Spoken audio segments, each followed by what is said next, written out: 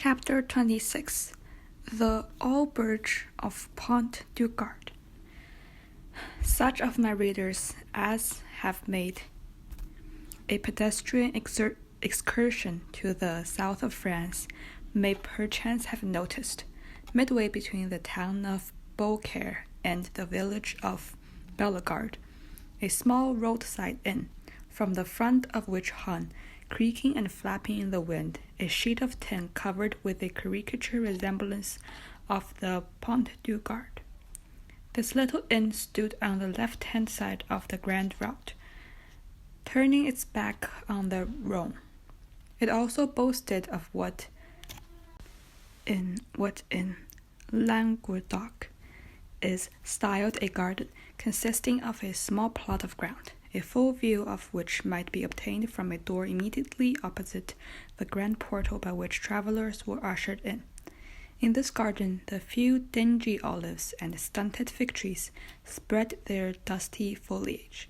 Between them grew a scanty supply of garlic, tomatoes, and scallops, while, like a forgotten sentinel, a tall pine raised its melancholy head in one of the corners, while its head, spreading out like a fan, was burnt by the scorching sun of 30 degrees. All these trees, great or small, were turned in the direction to which the mistral blows, one of the three curses of Provence, the other being the Durance and the Parliament. In the surrounding plain, which resembled a dusty lake, were scattered a few stalks of wheat, raised, no doubt, out of curiosity by the agriculturist, serving each one as a perch for a grasshopper, who follows, with its shrill, monotonous cry, the travelers lost in the desert. For nearly the last 8 years, the small auberge had been kept by a man and his wife, with 2 servants.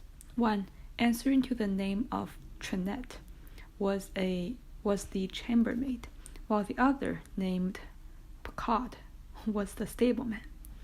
This staff was quite large enough for a canal recently made between Beaucaire and Aiguemortes, superseded the heavy wagons by the towed barge, and the diligence by the packet boat, and as though to add to the daily misery which this prosperous canal inflicted on the unfortunate aubergist, whose utter ruin it was fast accomplishing. It was situated not 100 steps from the forsaken inn, of which we have given so faithful a description.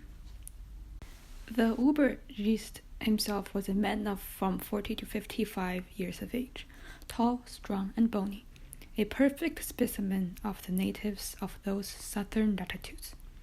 He had the dark, sparkling, and deep-set eye, curved nose, and teeth white as those of a carnivorous animal.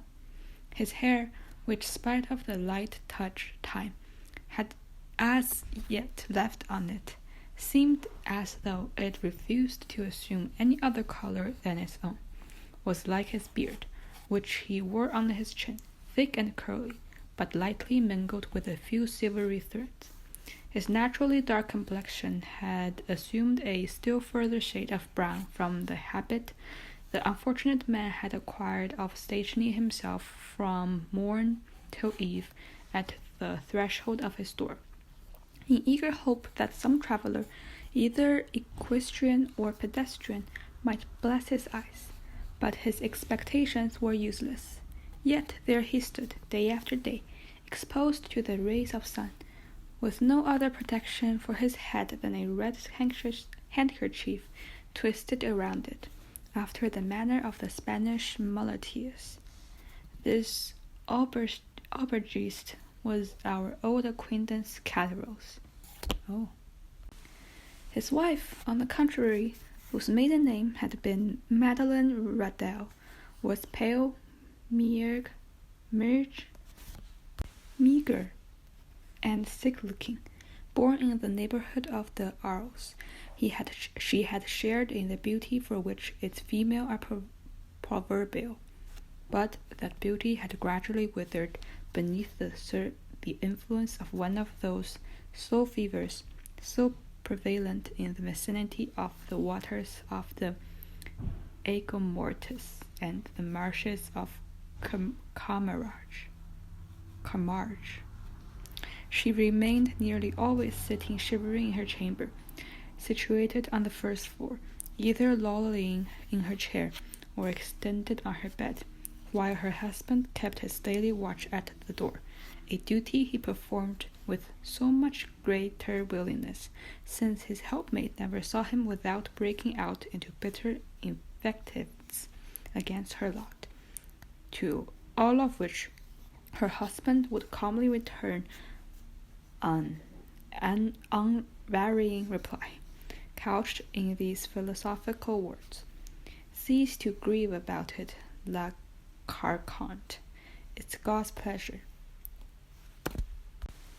The sobriquet of La Carconte had been bestowed on Madeleine Radel from the circumstance of her having been born in a village so called, situated between Salon and La Base, and as a custom existed among the inhabitants of that part, of calling everyone by a nickname in place of a name. Her husband had bestowed on her the name of La Carconte in the place of Madeleine, too sweet and euphonious for him to pronounce. Still, let it not be supposed that amid this affected resignation to the will of Providence, the unfortunate aubergist did not writhe under the double misery of seeing the hateful canal carry off alike his customers and profits, and the daily implication of his peevish partner's murmurs and lamentations. Like other dwellers of the South, he was a man of sober habits and moderate desires, but fond of external show. During the days of his prosperity, not a festivity, or ceremonial took place without himself and wife being there in the picturesque costume of the men of the south of France, bearing equal resemblance to the style of Catalans and of the Andalusians, while La Carconte displayed the charming fashion prevalent among the females of Arles, a mode of attire borrowed equally from Greece and Arabia. But, by degrees, watch chains, necklaces, many-colored scarfs, embroidered bodices, velvet vests, elegantly worked stockings, striped gaiters, and silver buckle for the shoe all disappeared, and Gaspard Carteros, unable to appear abroad in his pristine splendor, had given up any further participation in these pomps and vanities, both for himself or wife. Although a bitter feeling of envious discontent filled his mind as the sound of mirth and merry music from the joyous travelers reached even the miserable hostelry to which he still clung, more for the shelter than for the profit it afforded.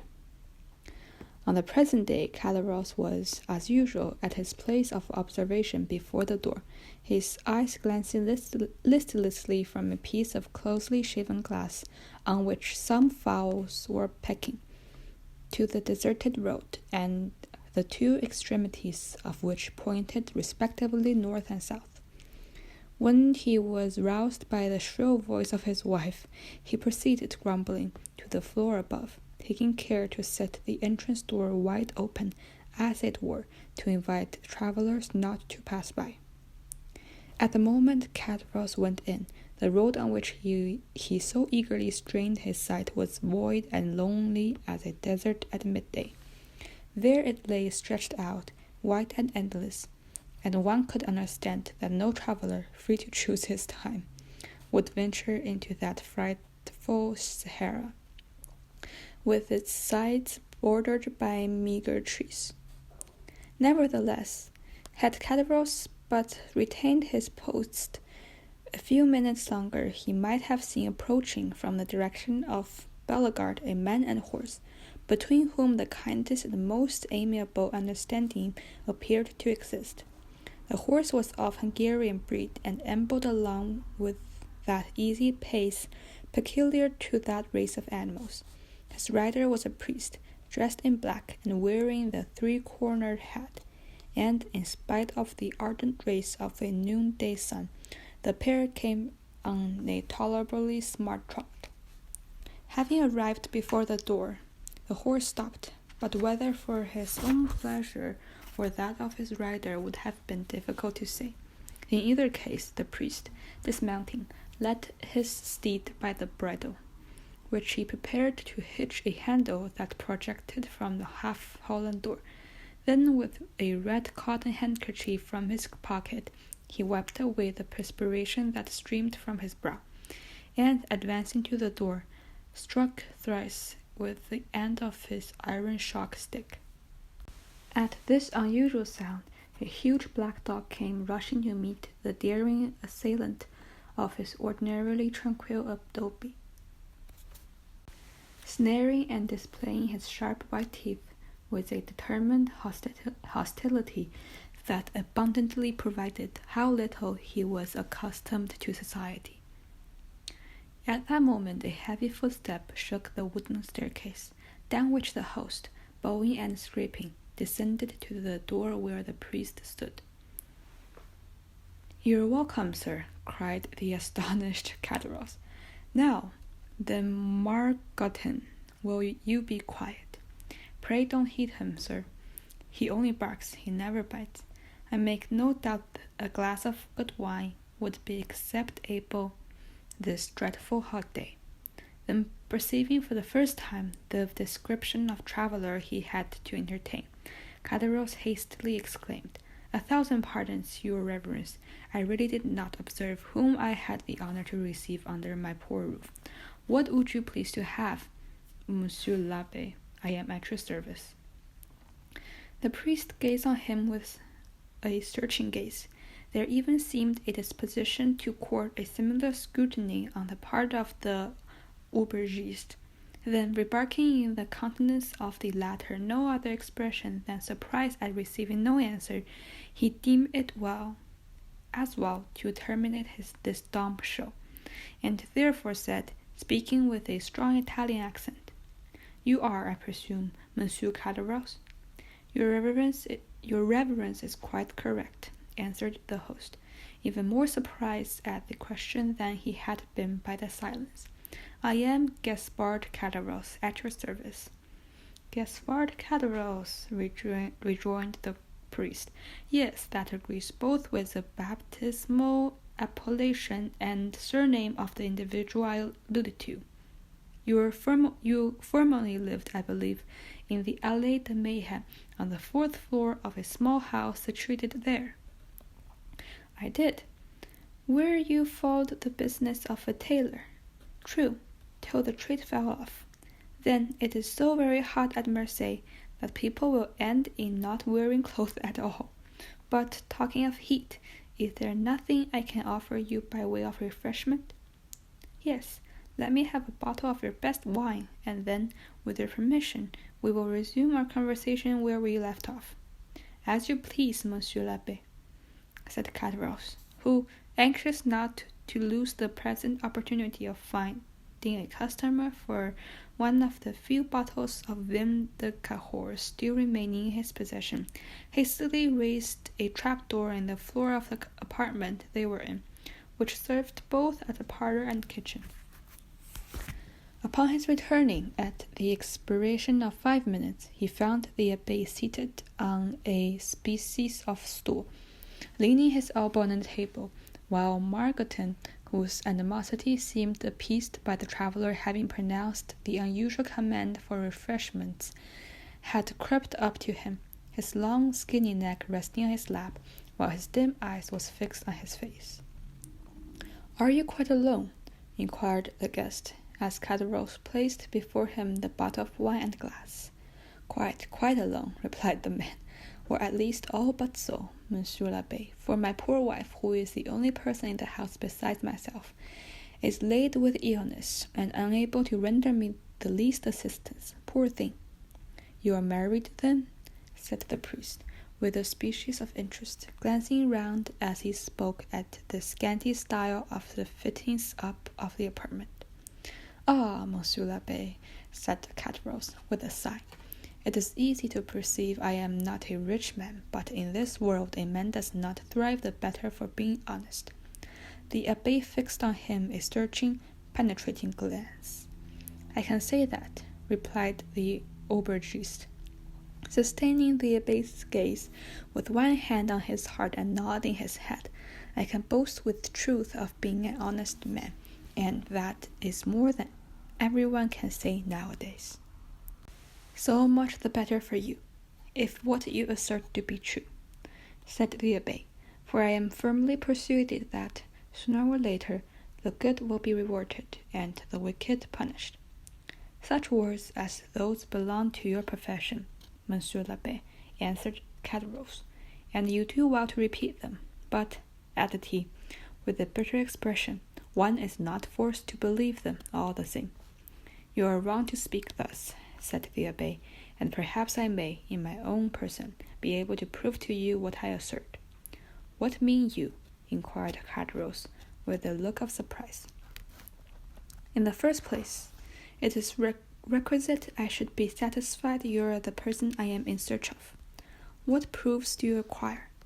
Did you, in the year 1814 to 1815, know a sailor named Edmond Dantès? Did I? I should think I did, poor dear Edmond. Why, Edmond Dantès and myself were intimate friends, exclaimed Caderousse, whose countenance assumed an almost purple hue, as he caught the penetrating gaze of the Abbé fixed on him, while the clear, calm eye of the questioner seemed to cover him with confusion. Yes, said the priest, the young man did bear the name of Edmond. Bear the name, repeated Caderousse, becoming excited and eager. Why, he was so called as truly as I bear that of Gaspard Caderousse. But, Monsieur l'Abbé, tell me, I pray, what has become of poor Edmond? Did you know him? Is he alive and at liberty? Is he prosperous and happy? He died a more wretched, hopeless, heartbroken prisoner than the felons who pay the penalty of their crimes at the galleys of Toulon. A deadly paleness succeeded the deep suffusion which had before spread itself over the countenance of Caderousse, who turned away, and the priest observed him wiping away the tears from his eyes with a corner of the red handkerchief twisted around his head. Poor fellow, murmured Caderousse.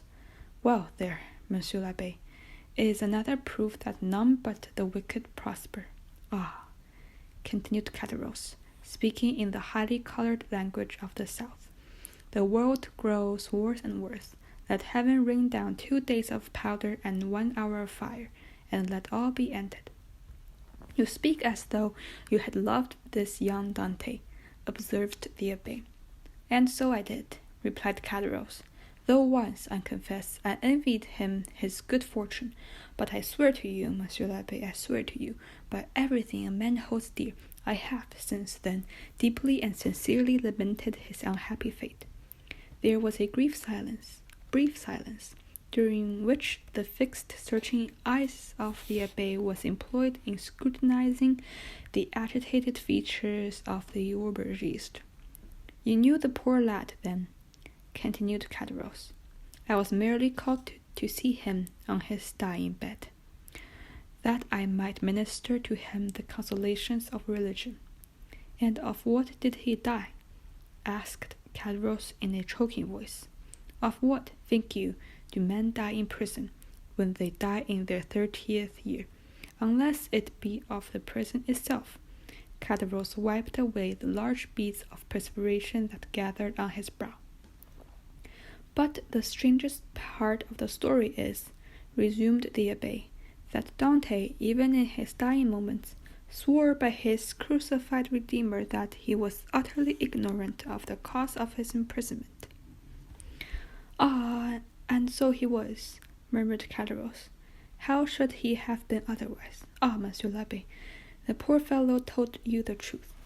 and for that reason he besought me to clear up the mystery that he had never been able to penetrate, and to rehabilitate his memory should any foul spot have fallen on it. And here the look of the Abbé, becoming more and more fixed, seemed to rest on the gloomy depression which spread over the countenance of Caderousse. A rich Englishman, continued the Abbé, his companion in misfortune, who had been released from prison during the Second Restoration, was possessed of a diamond of immense value.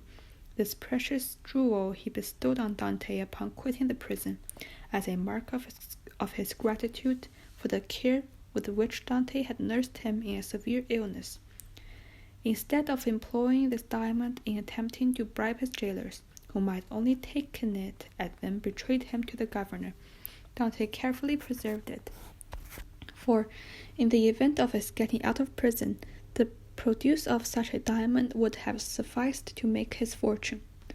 Then I suppose, asked Caderousse, with eager, glowing looks, that it was a stone of immense value? Why, everything is relative, answered the Abbé. To one in Edmond's position, the diamond certainly was of great value.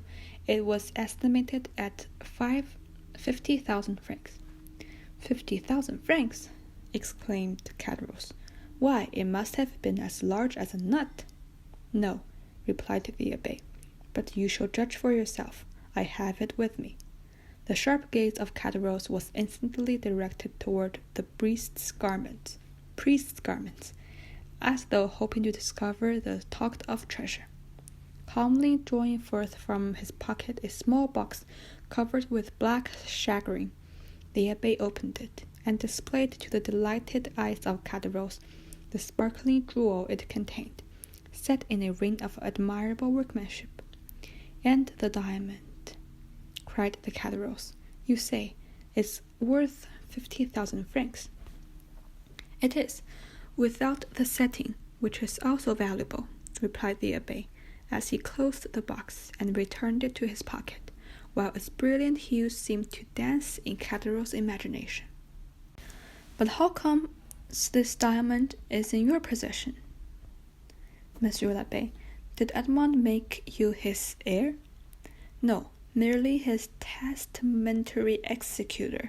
When dying, the unfortunate youth said to me, I once possessed 3 dear friends, beside the maiden to whom I was betrothed, and I feel convinced all 4 unfeignedly grieved over my loss. The name of one of the 4 friends I allude to is Caderousse. The Aubergiste shivered. Another of the number, continued the Abbé, without seeming to notice the emotion of Caderousse, is called Danglars, and the 3rd, spite of being my rival, entertained a very sincere affection for me. A fiendish smile played over the features of Caderousse, who was about to break in upon the Abbé's speech, when the latter, waving his hand, said, Allow me to finish first, and then, if you have any observations to make, you can do so afterward. The 3rd of my friends, although my rival, was much attached to me. His name was Fernand, and of my betrothed was Stay, continued the Abbé. I have forgotten what he called her. Mercedes, cried Caderousse. True, said the Abbé, with a stifled sigh. Mercedes it was. Go on, urged Caderousse. Bring me a carafe of water, said the Abbé. Caderousse quickly performed the stranger's bidding, and after pouring some into a glass and slowly swallowing its contents, the Abbé said, as he placed his glass on the table, Where did we leave off? Oh, that the betrothed of Edmond was called Mercedes. To be sure. Well, then, said Dante, for you understand, I repeat his words just as he muttered them. You will go to Marseille. Do you understand? Perfectly. For the purpose of selling this diamond, the produce of which you will divide into 5 equal parts, and give an equal portion to the only persons who have loved me upon earth. But why into 5 parts? Asked Caderousse. You only mentioned 4 persons. because the fifth is dead, as I hear. The fifth sharer in Edmond's bequest was his own father. Too true, ejaculated Catterose, almost suffocated by the contending passions which assailed him. The poor old man did die. I learned so much at Marseilles, replied the Abbé, making a strong effort to appear indifferent.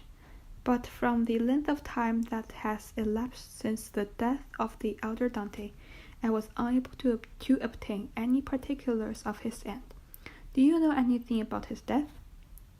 I do not know who could if I could not, said Catterose. Why, I lived almost on the same floor with the old man. Ah, yes, about a year after the disappearance of his son, the old man died. And of what did he die? Why, the doctors called his complaint an internal inflammation, I believe. His acquaintances say he died of grief, but I, who saw him in his dying moments, I say he died of— Catterose paused. Of what? Asked the priest, anxiously and eagerly.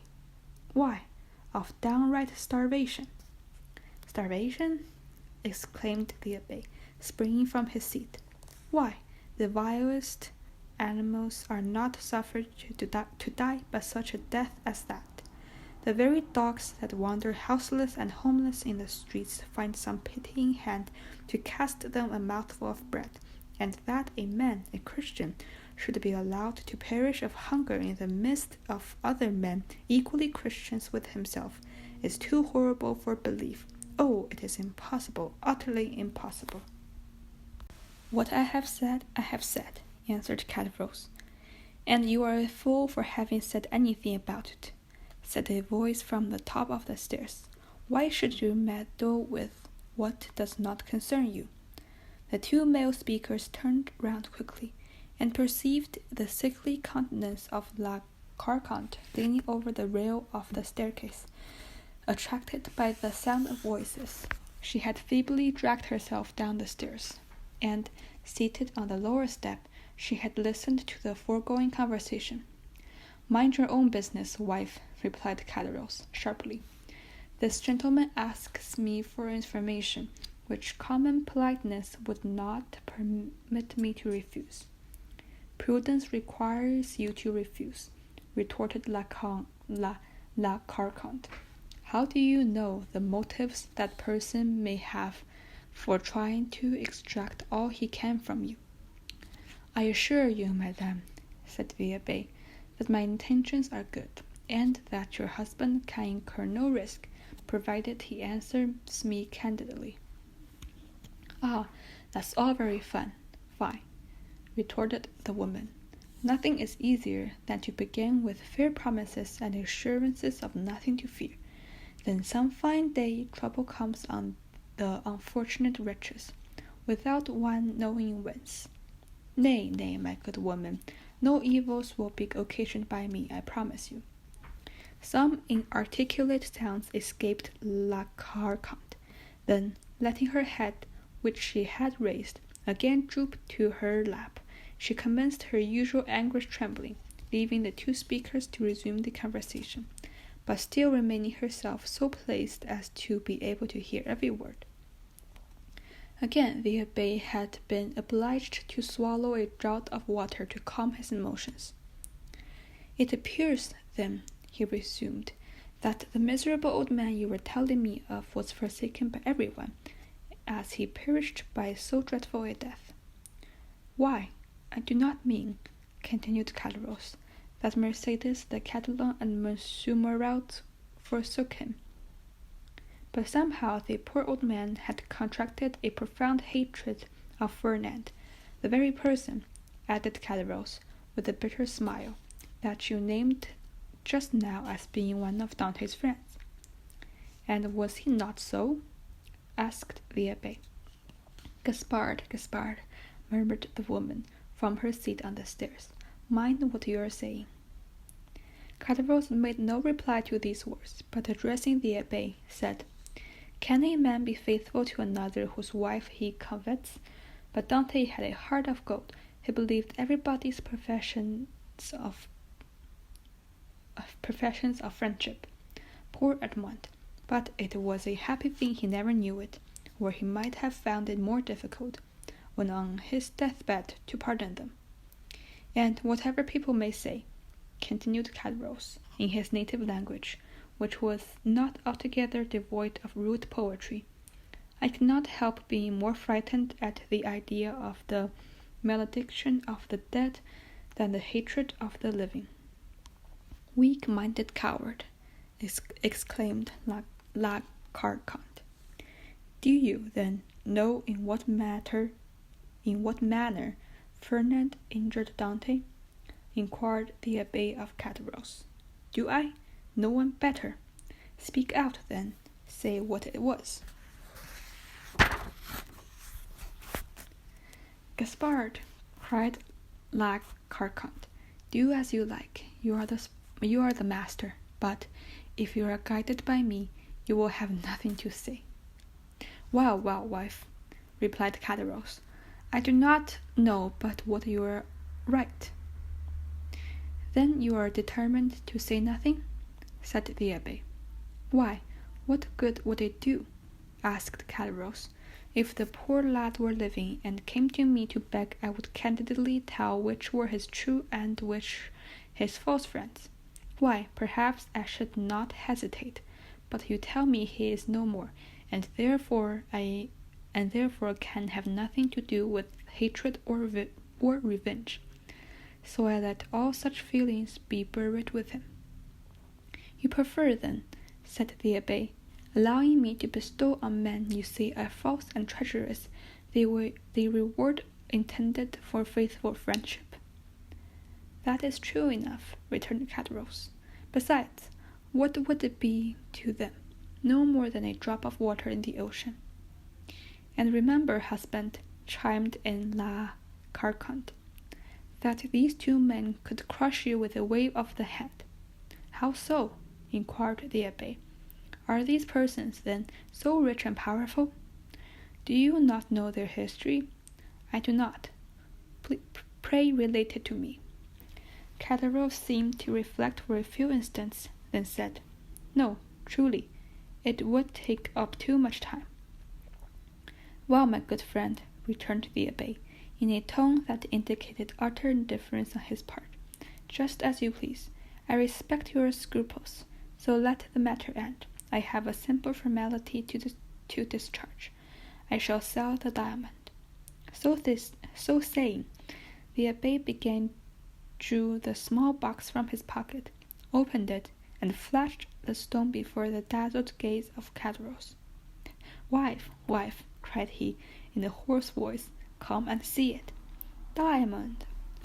Exclaimed La Carconte, rising and descending to the chamber with a tolerably firm step. What diamond are you talking about? Why, did you not hear all we said? Inquired Cadros.